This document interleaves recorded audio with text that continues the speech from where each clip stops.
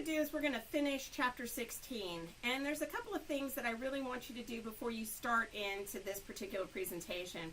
If you haven't already watched the absolute motion video, please do so. That's the one with the two examples, the wheel and the box on rollers, and it focused on the overall system. When we were looking at that particular example, we looked at the components of the motion both in terms of its translational and their rotational components. And we were doing this to get us at that particular aspect. But now I want to look at an animation of the different types of motion so that you can actually see it. I want to give a couple of acknowledgments. For some material, we've used the Hibbler PowerPoint presentation, and that's going to be in the Times New Roman font. There are GIFs and other images that we're using, and they're attributed to the source. So I'm going to go ahead and we're going to look at this types of motion, and we're going to look specifically at rolling without slipping. Now, I'm going to go ahead, and this whole YouTube is in the presentation itself, but you can also find the YouTube there. I'm going to start it because I want to get to a couple of the animations that we're seeing with this rolling without slipping. So we're going to go ahead and get it. Good morning. Let's learn about rolling without slipping. And so he's going to show it. So we're going to start it. Slipping. Now it might seem obvious, however, realize there is no slipping which occurs at the contact point between the object which is rolling without slipping and the surface it is rolling. So we've seen that part, and now it's going to give you a couple of other spots, and we're going to look at how he's going to animate how the motion of the spot at the edge of the can is going to change versus the motion of the center of mass. Points. You should be able to see that the orange dot at the center of mass of the object rolling without slipping is moving at roughly a constant velocity. The dot in blue, which is at the edge of the object rolling without slipping, traces a more complicated pattern. Oh, that's a cycloid. A cycloid is a curve traced by a point on a circle which is rolling along a straight line. Absolutely, Billy. The blue dot is tracing out a cycloid. I actually think that looks pretty cool. Yeah, totally. Sure. Believe it or not, I agree. So we've got that. So now we're going to look at this Rotational motion. As you can see, every part of the object in pure translational motion has the same velocity to the right. Therefore, every part of the pure translational motion object has a velocity equal to the velocity of the center of mass of the object. This is not true of the pure rotational motion object. The center of mass of the pure rotational motion object is not moving and therefore has a velocity of 0. However, the outside edge of the pure rotational motion object has a tangential velocity equal to the radius of the object times the angular velocity of the object. Now that's really important because we're going to actually see that a little bit later in this presentation. I've also given you a link to another resource, and we're going to look at that in just a little bit. But this gives you an idea to help you visualize the types of motion that we're looking, or that we're going to be investigating. So, when a body is subjected to general plane motion, we see that it has a combination of translational and rotational motion. So if we're looking at it from a purely dynamics point of view, we can look at how things are changing from an initial time to that time differential. So at point A, we're going to use that as the base point in the analysis, and it generally has a known motion. And then as we move forward, we're going to see some translational motion and some rotational motion, and the overall general plane motion is going to come from a combination of the two. We also know what happens here is that we can look at the total displacement of B is going to be related to the displacement due to translation and the displacement due to the rotation, where we have that vector BA. So we're going to expand on what we've been doing, and we're going to continue to move on with this. So now let's look at that relative motion, and we're going to do the analysis in terms of velocity. And then at the end of the chapter, we're going to do that analysis in terms of acceleration. And we're going to learn a really cool piece, that part that had that said that where that was equal to 0, that's going to help us out in solving the problem. So if I have my path B, it's going to be a combination of its purely translational and its rotational motion. And we can give that the velocity is going to be that derivative with respect to time. And so we'll end up with the velocity at B is equal to our translational velocity plus this velocity BA. And we know from what we've seen before that this ends up being that cross product, or that omega cross R. And we know because of the right-hand rule that it's going to have a K component because the axis of rotation is perpendicular to the plane of translation. So we're going to get that K component to our vector because of that. So we can rewrite our velocity equation and look at our piston arm that we've seen before, and we can rewrite it in terms of this, and we can get the relative velocity equation should be points A and B, should generally be points on the body, and these are often pin connections and linkages. So we can actually look at that a little bit better. And for example, on this one, our point A on the link AB was going to have to move horizontally because it's constrained to move horizontally, whereas point B can move and rotate on a circular path. And the directions of velocity A and B are known. They're always going to be tangent to their motion. So looking at this again, I've got a GIF here that shows that rotation, and this is a wheel without slipping, and we can see how the center of mass is going to move versus a point on the edge moving. So we can get that change in distance, we can look at it, and we get that there. Now, at the point of no slipping, our point A is going to have a zero velocity. Recall our absolute motion examples. Go back to that YouTube, that Flippin' Physics YouTube. You can actually see that that's going to be there. Now, the point B at the center of the wheel moves along a horizontal path. The velocity is in a known direction, and it's parallel to the surface. So we can really utilize how this is going to happen. So if I'm working with problems in this relative velocity, I can do a scalar analysis or I can do a vector analysis. So let's look at the procedure for the scalar analysis. We want to establish that fixed coordinate system and draw our kinematic diagram for the body. We want to establish the vector and magnitude of our relative velocity vector. We want to use our equation and then use the vectors graphically by showing their magnitudes and directions under each term. And we're going to write the scalar equations and solve for our unknowns. We can similarly do a vector analysis, and in that vector analysis, we're going to still establish the XY coordinate systems. We're going to draw the kinematic diagram. Nothing is changed here, except now we want to make sure we're showing our vectors onto the diagram. And if the magnitudes are unknown, the sense of direction must be assumed. And remember, when we deal with vectors, if we pick wrong, the answer is going to show us in the negative, and it's going to tell us that we picked wrong, and we will have that relationship. So we can express our vectors in our Cartesian form. So if you've got those cross products, we're going to have to look at that cross product and work with that. And then we can evaluate the cross product in our IJ components to obtain these scalar equations. And then finally, again, because we've made the sense of the direction may be assumed, if it's a negative answer, we know that the direction is opposite to that which has been assumed.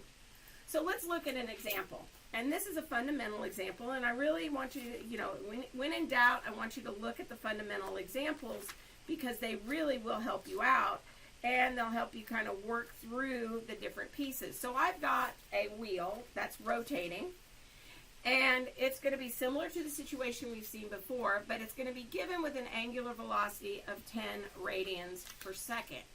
And we're given the radians. So remember, my vector B is going to be a combination of my translational, and I'm going to use VG here to represent the center of gravity, and my rotational vector. So we're going to look at that with respect to there. We need to find our RBA. So if I'm doing that, here's my A. I'm going to be in the negative 0.6 meter direction for my I. I'm going to be in the positive 0.6 meter vector for my B. And we're told that we have a angular velocity of 10 radians per second. And it's because we're showing it in the clockwise direction. I'm going to get that negative. We're going to use the K rule here. Our K, that's where our angular motion is perpendicular, so that's why I've got my K. So I'm going to end up doing omega cross RBA, and we're going to be able to do the calculation. And because we're rolling without slipping, the translational velocity that we're going to end up here is going to ultimately equal to 0. So back to what we've got here. We've got that there. So we're going to get our minus 10K crossed with our minus 0.6I with our 0.6J.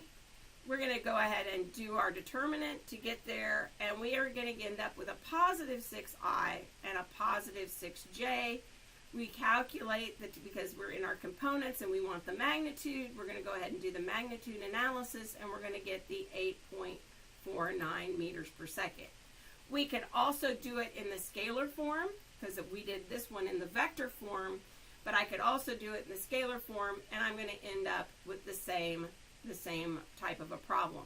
So we can look at it from that perspective. So let's do another one. Let's look at determine the angular velocity of the gear at the velocity of point O. And for reference, this is problem 16-66 in the text if you want to go actually look at the picture there. So we're going to look at our two vectors. We're going to look at the vector B, and that's going to be related to the vector at C, and we've got our cross product, and we have our O as our origin, and C turns out to be right here, all right? So that you guys can kind of see where that C is. Given the information from the problem, we're told that the velocity of C is a negative 4 feet per second. We're told the velocity at B is 3 feet per second, and we want to find that angular velocity that we're looking for. That's actually what we're looking at. So I'm going to do my RBC. Okay, remember that C is here. So if C is here and we're going to B, I'm going to do my 0.15 to the origin and my 0.75 from the origin to B, which gives me a 2.25J. So now I have my RBC. I still don't know what that is, but I have other information. Okay? So what we're going to do is we're going to get omega cross RBC. We're going to make the assumption that we're going to do a negative omega here. We're going to do our cross product, and we are trying to figure this out.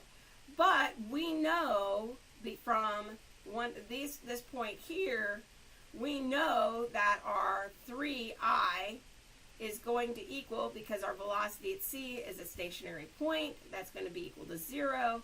We know what we have with our RB cross, and we can actually put these together. Our VC, this is our VC. We know that that's equal to I, so our velocity B is 3. Our VC is negative 4. We figured this out from our cross product, so we can solve for omega, and we get 3.11 radians per second. I was getting just a little bit ahead of myself, and I want to make sure that we've got that clear. This comes from what was given in the problem. We're using this equation right here to come up with our solution, and that will give us our velocity at B. We're going to do the same thing for our velocity at 0, and we're going to come up, except this time we already know what this is.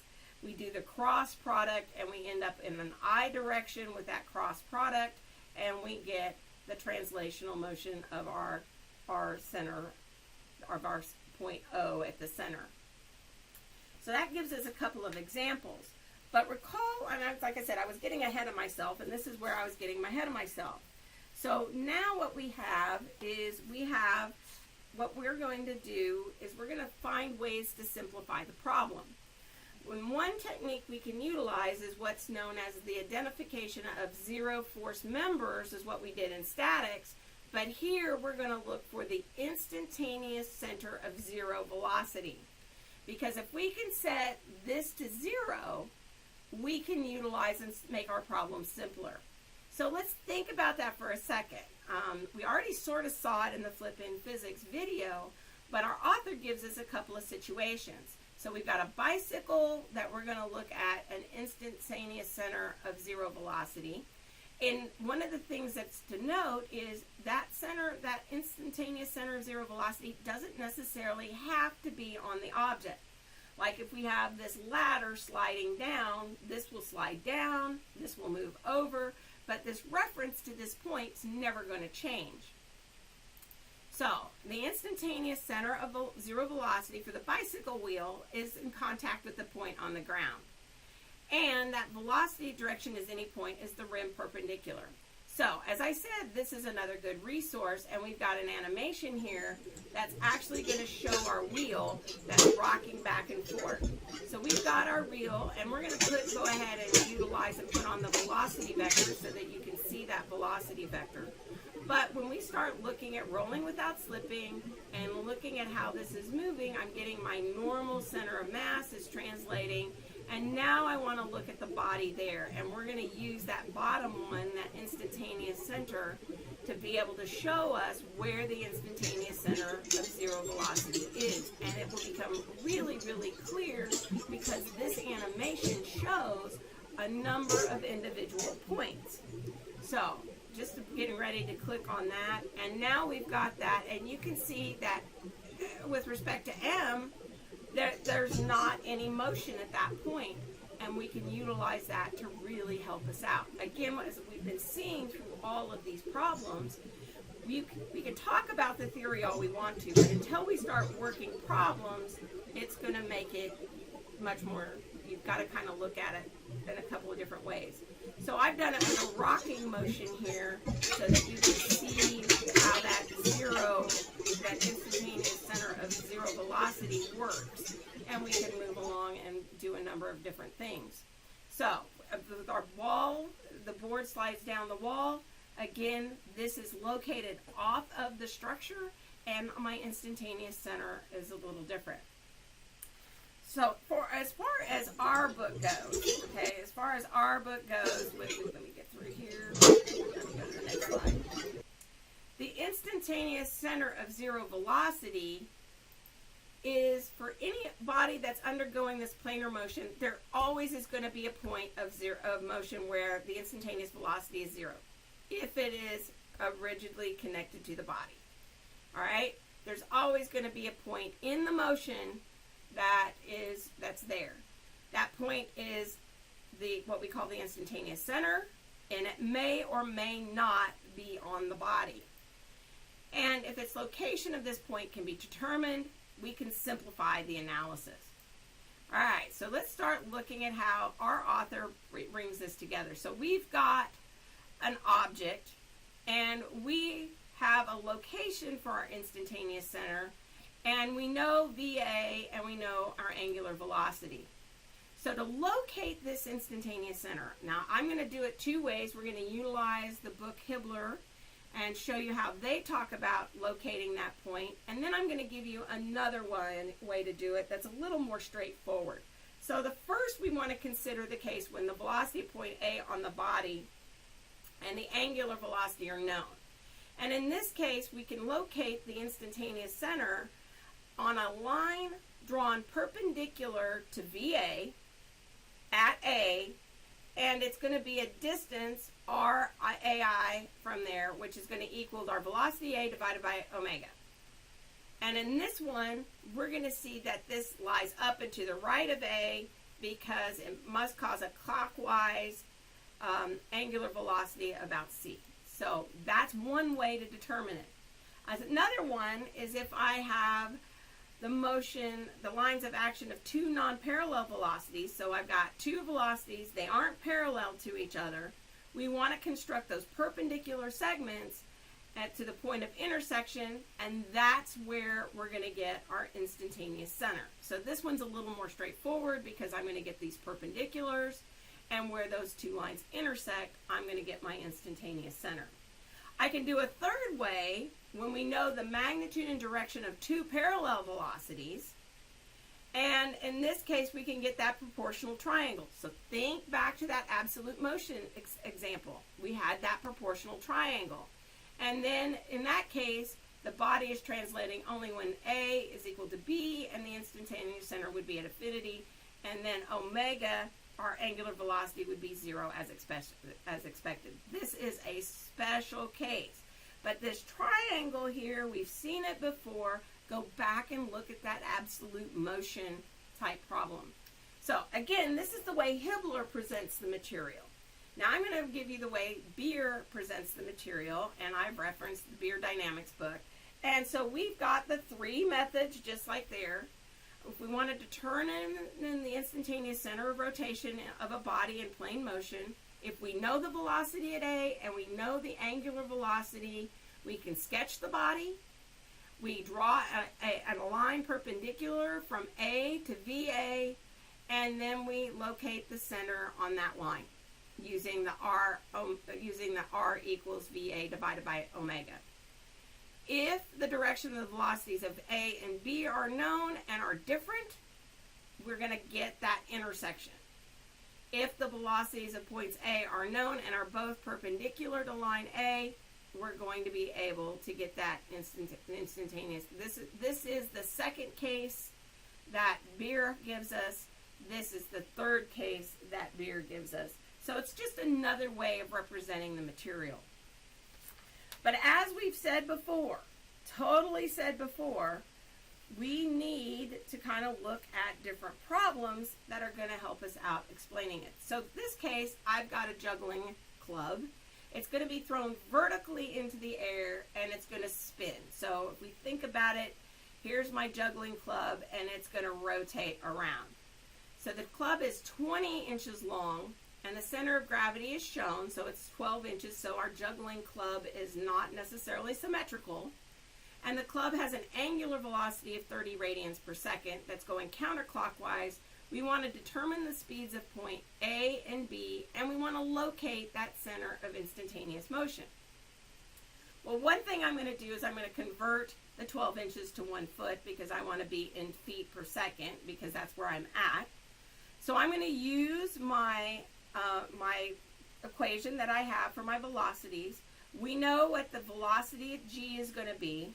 We're going to do our omega cross our RAG in this case, okay, our RAG, and we're doing from A to G. So if I do that, I'm going to get the velocity of A is going to be going a negative 26J. It's going to be going down there. There's my velocity. It's going to be looking at that. I'm going to do the same analysis for my B, and then it's going to have that go up here, and it's going to be going up at 24J. Now, we want to look at the instantaneous center, and we need to know where that is, all right? We need to know where that is. Now, when I do this, and I've skipped a step on this slide, so you actually have to be listening here, I'm going to look at my omega cross my instantaneous center. And that instantaneous center in this case is going to be X, okay? It's going to be located along the I direction. So when I do the omega cross R, I'm going to get the 30X because I don't know where the instantaneous center is. And I want to make sure that I've got that. And I'm going to get the omega X. And now, when I do that, the instantaneous, we know that the velocity is equal to 0. And I am going to be able to calculate the point, or the information, because I know the velocity of my center of gravity is going to be 4, because I'm doing that G. And this X is going to be in relationship to that center from X.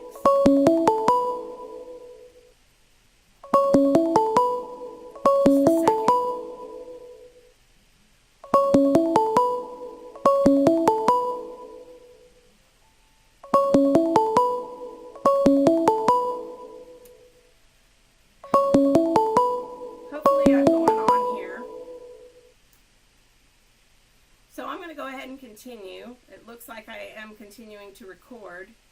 Yes, I am continuing to record. Sorry about that pause there, but we will continue to go ahead. So this X is located from the center of gravity, right? So in this case, it's going to say that I'm going to be 1.6 inches this direction on my baton. So I can actually get there and get that direction on the baton. So that gives us a way to locate our instantaneous center. So let's look at a second example. And that second example is I have a spool of tape, as shown, are pulled upward at a speed of 750 millimeters per second. The spool has an angular velocity of 15 radians per second, and at the instant shown, we're told the thickness of the tape is 20 millimeters. We want to determine the instantaneous center of velocity is equal to 0 for the spool and the velocity of points B and D. So, how are we going to look at the problem? Well, first of all, we're going to redraw the problem. We know VA is 750 millimeters per second. We know that the radius of my spool is 80 millimeters, and we know that the rotation is 15 radians per second. We're going to move the velocity at A to the center because it's tied together, right? It's going to go up, and this is going to go up. And if we do that, we know that the line CB, we're going to go from the center to B, and this is our instantaneous center. CB is going to be the diameter of the spool, which is 80 plus 20 minus R. And just like we saw in our how to determine, we know that VA is equal to R omega. We know what V is, we know what omega is. We can determine what our R is, and that gives me 50.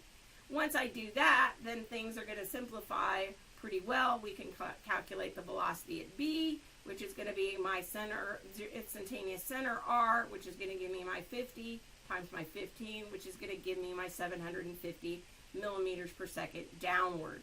And if we want to find it at D, we already know where this is in relationship to our instantaneous center, right? We figured this out, and we can calculate that VD is 130 times our 15, which gives me my 1950 millimeters per second. So we can do these types of problems, and you kind of have to sit through and ponder it to get there, and we can work through those kinds of equations. So now let's look at our velocity analysis a little differently. So the velocity at any point on the body undergoes that general plane motion. We got that. And we can use the scalar approach once the instantaneous center of velocity is located. So understanding where that is makes it really, really useful. The body seems to rotate around the instantaneous center at any instant. We can use that V omega R, go back to look at this example, that previous example, and that will really help you. And the velocity's line of action is perpendicular associated to its radial line. Let's extend that to acceleration. Now, the thing about that instantaneous center is it's not, it doesn't, just like with velocity, when I've got a ball tossing in the air and I reach it at the top, I still may have an acceleration. That velocity at 0 at the top of the arc, when I toss that ball up, it has a velocity of 0 because it's changing direction, but there's still an acceleration on it. So now what we're going to do is we're going to use the equation relating accelerations to the 2 points by differentiating the velocity equation. You knew that was coming. I mean, that's what we've been doing the whole semester. So you knew that was coming. So we get our tangential, and so we're going to end up with our tangential and normal components, just like we've seen before, because we're going to end up with that just like we've seen before. We can look at this graphically. We can get our translation, and we can get our rotation. We can break up the material, or break up the motion, and the relative tangential acceleration is going to be related to that angular acceleration cross product with the R perpendicular vector, and it's going to be perpendicular to our RBA. And then we know the normal component is going to go back to that negative omega squared RBA, and we're going to get the direction, as always, from B towards A. We've seen this over and over again as we've moved through the semester. So since the relative acceleration of components can be expressed in terms of its normal and tangential component, we get this for our equation. So we've got a cross product that we have to deal with, and we have our normal component. And the last term is the relative acceleration equation is not a cross product, it's a scalar product, and relative to the position RBA. So, when we start working these problems, we've got a procedure for analysis just like we've had before. We have to establish the fixed coordinate system, we've got to draw the kinematic diagram, we got to locate all the information that we need, and we're going to end up with a tangential and normal components. We're going to apply the acceleration equation, and if the solution gives us a negative answer, guess what? The sense of direction that we initially started with is in the opposite direction. Now, I know this lecture's gone on a little longer than what I normally have been doing, so I'm going to save additional examples for separate videos. I encourage you to go in to look at them. I encourage you to go back and look at those pieces of information as well. Go ahead and go look at the Flipping Physics YouTube video in its entirety, and go look at that particular page because there's a couple of other really good animations that are going to help you out.